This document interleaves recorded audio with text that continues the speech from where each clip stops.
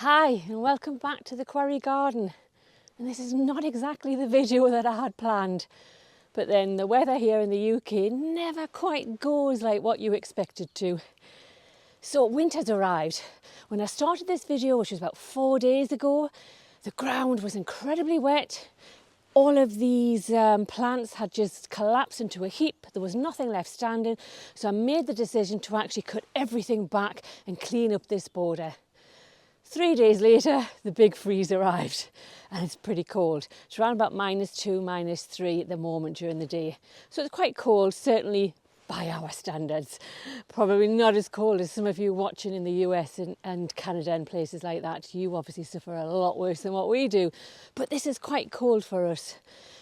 So what do? And I think the best thing I can do is give you a tour of the potting shed, which I haven't done yet, not the inside of it, and also pot up a few spring bulbs to bring into the house, because if you're like me, you're desperate to do something connected to gardening.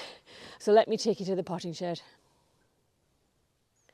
So for anyone that's interested, this is in the UK obviously, for a building like this is by a company called Swallow GB Limited, and it's a solid timber building with toughened safety glass. This is all glass. I opted to have it painted. This is cloud grey if I remember rightly, and this particular size is approximately 9 foot in width, and it's about 13 feet in length. So it's quite a good size potting shed. Certainly it would give me everything that I need. It has automatic roof vents that open, obviously on very hot days. And I just think it's really pretty and I'm delighted with it. So let me take you inside and I'll show you a little bit more. So this is what it looks like inside. It's very much an unheated space. I may heat it at some point in the future. You've got 2 automated roof vents in the top section of the greenhouse side. And then I've got a shelf that runs all the way along, a staging shelf, a painted shelf that runs all the way along. I've got some spring bulbs on there, but even those have suffered today with the extreme cold that we've got. And then underneath that, I have an unpainted shelf, and that's where I will do a lot of seedlings, grow seedlings, that type of thing. So I didn't really want it to be painted because it would never be clean. And then underneath that, you've got even more space. So I won't be short of space. Plenty storage space. And on the other side, you've got, again, staging running the width of the shed all the way up to the rafters. And it's very clean and tidy for now, but it won't stay like that. And still lots more space. I could add more staging at any point. And I have some staging at the bottom that I can move around, and I'll use that for most of the potting on that I do.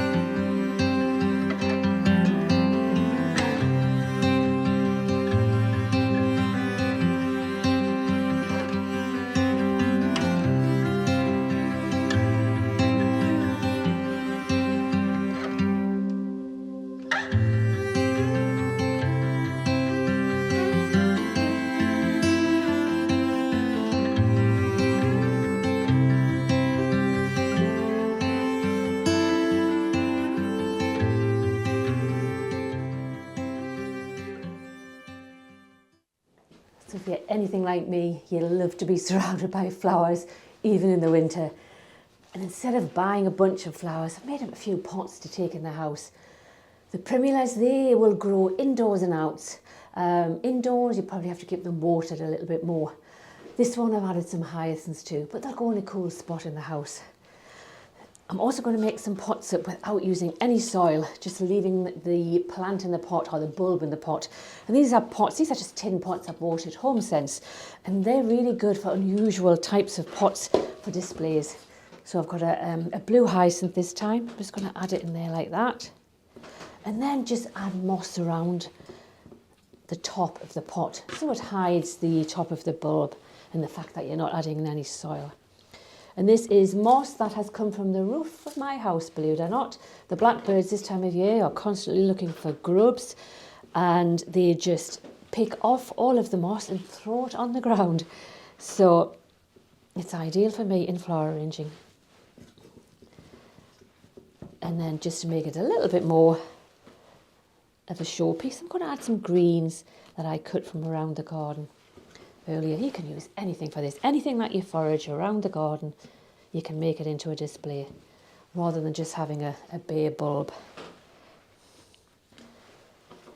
And I think that's it for today. Just going to add a few twigs around here too. And these are just little branches from the beech tree. And it just gives them more of a finished look.